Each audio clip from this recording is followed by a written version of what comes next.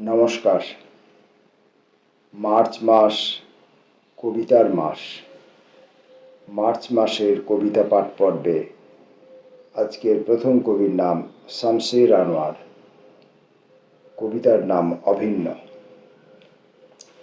এই তো আঁধার চূর্ণ, মুকুটের মাঝখানে আমি লক্ষ লক্ষ কেউটে এবং কেউটে সাপের বাচ্চা নিয়ে খেলা করি।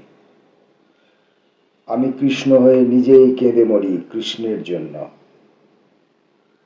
আমার বাঁশির শব্দে যে রাধা ছুটে আসে, সে যে দ্বিতীয় আমি।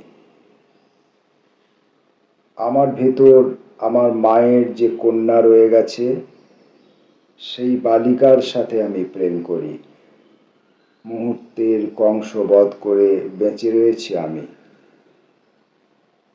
পিতৃভোগ্যা জননীদের প্রতি শিল্পের কৌতূহলে মেতে উঠে ব্যাধি এবং কুষ্ঠের জন্য অপেক্ষা করে রয়েছি আমি।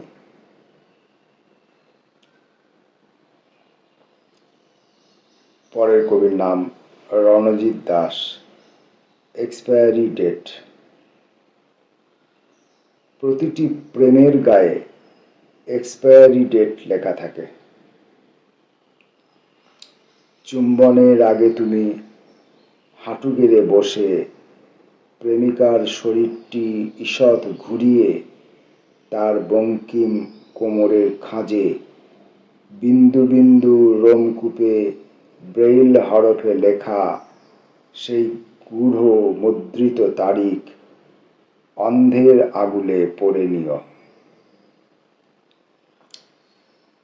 এবং উঠে দাঁড়িয়ে পুনর্বার চুম্বনের আগে তীক্ষ্ণ চোখে দেখে নিও প্রেমিকার চোখে সেই গুপ্ত তারিখেরই নিয়ন সংকেত ট্রাফিক আলোর মতো জ্বলে আর নেভে।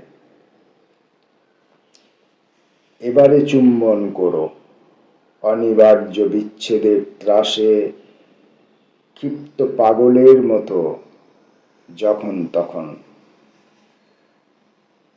প্রতিটি চুম্বনই হলো বিদায়ী চুম্বন। প্রতিটি প্রেমের গায়ে এক্সপায়ারি ডেট লেখা থাকে। চুম্বন করার আগে অন্ধের আঙুলে তুমি পড়ে নিও তাকে। কবি জয় গোস্বামী। কবিতার নাম যাত্রা। স্বপ্নে দেখি আমার ভ্রমণ পথ এসে থেমে গেল স্নিগ্ধ একটি মাটির দাওয়ায়। শতাব্দী পেরিয়ে দৃষ্টি যায়, দাওয়ায় সারদামণি মা বসে রয়েছেন। শান্তি শান্তি। আমি জানি দেশে দেশে মানুষ মারবার অস্ত্র ঘাঁটি কেমন তৎপর। আমি জানি ঝড়, পাশাপাশি এও জানি মায়ের হাতের দুটি বাতাসা ও এক ঘটি জল, তার মানে শান্তি শান্তি।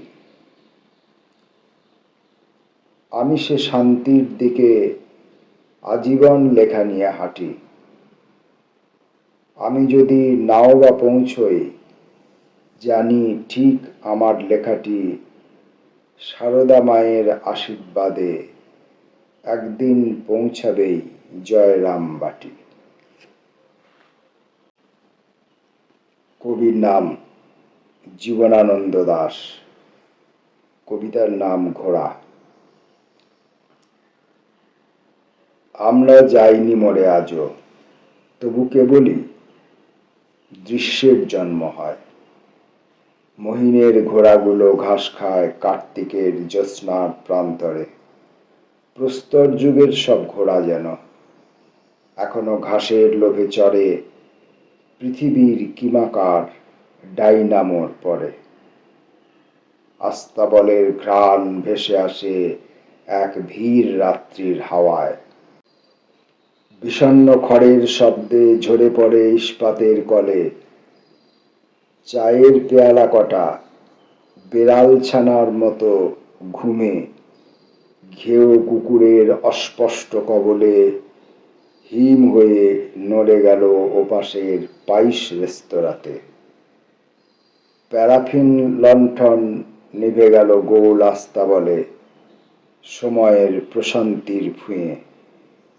এইসব ঘোড়াদের নিয়লিত স্তব্ধতার জ্যোৎস্নাকে ছুঁয়ে। পরবর্তী কবির নাম উজান উপাধ্যায়। স্পর্শ সংহিতা ১। যুবকটি ৫-৯ আনুমানিক, যুবতীটি ৫-৫ আনুমানিক।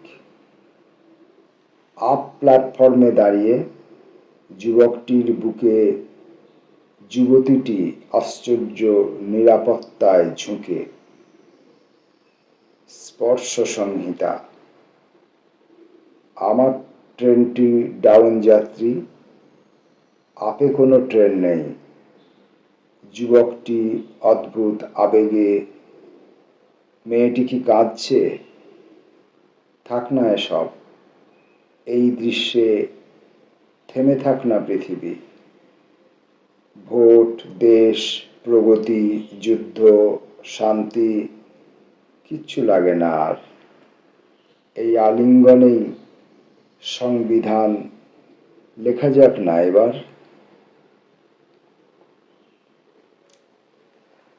শক্তি চট্টোপাধ্যায়। আমি একা, বড় একা। চন্দনের ধূপ আমি কবে পুড়িয়েছি মনে নেই। মন আর স্মৃতিগুলি ধরে না আদরে। সংশ্লিষ্ট চন্দন এই অবহেলা সহ্য করে গেছে। কখনো বলেনি কিছু, বলেনি বলেই পরিত্রাণ পেয়েছে সহজে, নয়তো অসহ্য কুঠারে ধ্বংস হতো। আমার সংহার মূর্তি দেখেছে চন্দন একদিন কিশোর বয়সে। সেই অভিপ্রেত সকালে সময়ে দেখেছে এবং একা একা ভয়ে রহস্যে কেঁপেছে, বলেছে আমার দুটি সুগন্ধি কৌটায় হাত রাখো, পায়ের নখর থেকে জ্বালিও না শিখর অবধি। আমি একা, বড় একা, চন্দনের গন্ধে উতরল।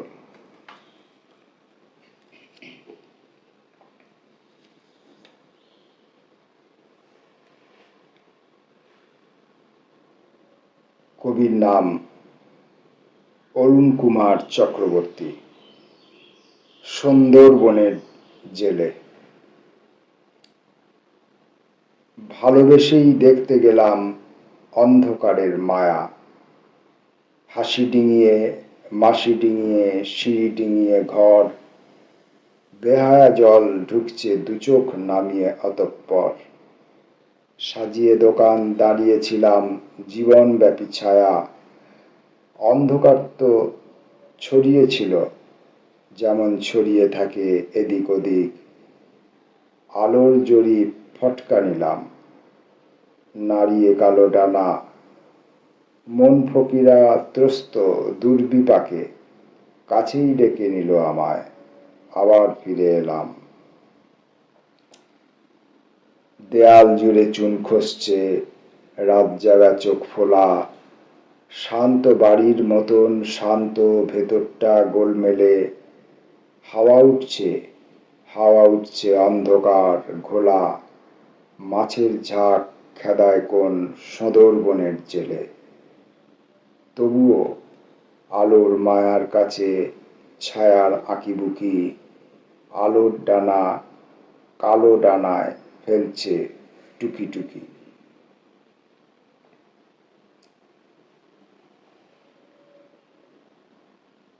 পড়ব এই সময়ের কবি মোহাম্মদ মতিউল্লাহের ছায়াপথ। ওই বিষণ্ণ রোদ আর একটু হাওয়া, পাখিদের ডানায় ভেসে আসছে দূরশ্রুতি। শূন্যতা, নিমপাতা ঝিরিঝিরি, অদূরে একাকিত্বের ভারে তাল গাছ একা একা খুব উঁচু হচ্ছে, কত উঁচু। চলো ওইসব ছেলে মেয়েদের গল্প শুনি, যারা বিষণ্ণ রোদ আর একটু হাওয়া দেখে নিচ্ছে কোন এক একাকী তাল গাছের ছায়ায় কাঁপছে চৈত্র মাস। তাদের গল্প তৈরির সাদা খাতা, একটু একটু করে গাঢ় রং। ওইসব ছেলে মেয়েদের একে একে দেখে নিচ্ছে বাতাসের দিন শেষ হলে ছায়া আর কতটা গভীর তৃষ্ণার্ত ছায়া হবে। এই সময়ের আরো এক নবীন কবি অতনু টিকাইত, কাগুজে। তারপর একদিন সব কাগজের হয়ে গেল, সমস্ত বলা, সমস্ত শোনা, এমনকি বিশ্বাস, এমনকি হতাশা, এমনকি অশ্রু। বিচারক কাগজের ভিতর খোঁজার চেষ্টা করলেন, উকিল কাগজ পড়ে বোঝানোর চেষ্টা করলেন। সমস্ত ঘটনা, এমনকি শোক, এমনকি প্রেম, এমনকি হিংসা, এমনকি পাপ, এমনকি মুক্তি। এত নিখুঁত, এত সুচারু, এত খাপে খাপ, যেন জলে জল, দুধে দুধ। মানুষ মরে গেলে কাগজই আশ্রয়। তারাপদ রায়, 2-4 বছর। মাঝে মধ্যে দেখা হবে, মাঝে মধ্যে চোখের আড়ালে 2-4 বছর। কিংবা ধরো সেই জীবনানন্দের জীবন গিয়েছে চলে 20 বছরের পার। এইভাবে ঝরা পাতা, হেমন্তের নরম বাতাস, কিছু বৃষ্টি, কুয়াশা ও জল, কিংবা জলের মতন চলে যাবে দিন ও সময় ও ভালোবাসা। ভালোবাসা হয়তো বা কোনোদিন তবুও যাবে না। 2-4 বছর কিংবা তারও পরে হঠাৎ হঠাৎ দেখা হবে। ঢেউয়ের শব্দের মতো বুকের ভিতরে এক স্বচ্ছ করতোয়া অবলীলাক্রমে তার জলে ভেসে গেছে আমাদের, তোমাদের, আমার, তোমার কথাবার্তা, দিন রাত্রি। তবু আজও 2-4 বছর, 2-4 বছর বাদে একদিন দেখা হয়ে যাবে। 2-4 বছর বাদে একদিন দেখা হয়ে যাবে। মার্চ মাসের কবিতা পড়ছি আমরা। এবারের কবির নাম প্রণবেন্দু দাশগুপ্ত, ভালো থাকা।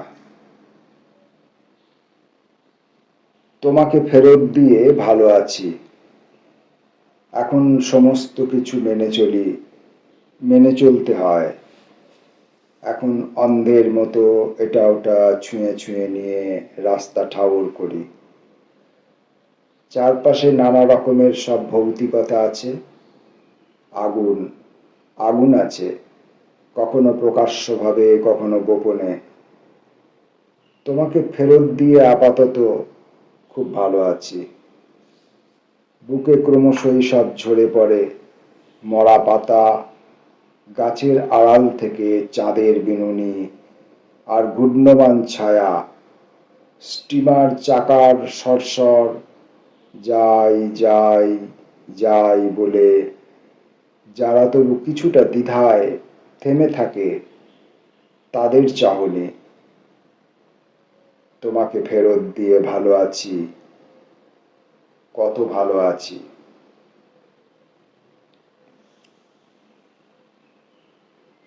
কবির নাম ভূদেব কর, মফস্বলের কবি।